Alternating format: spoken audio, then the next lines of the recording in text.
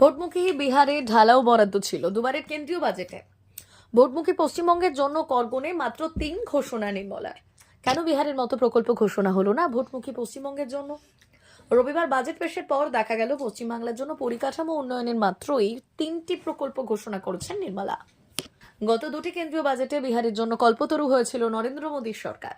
সেই বাজেটে বিহারের জন্য বিভিন্ন প্রকল্পের 60,000 কোটি টাকা বরাদ্দ হয়েছিল। আর পশ্চিমবঙ্গের জন্য বাজেটে 3টি প্রস্তাব রেখেছেন নির্মলা।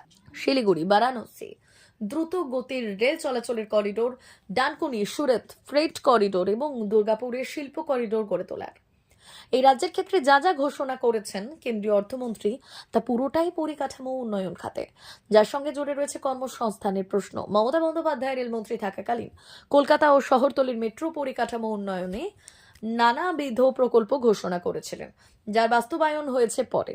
শুধু পশ্চিমবঙ্গের কথা ভাবলে কেন্দ্রীয় সরকারের চলতো না, কারণ এই রাজ্যের সঙ্গে অসম, কেরল, তামিলনাড়ুতেও ভোট হয়েছে।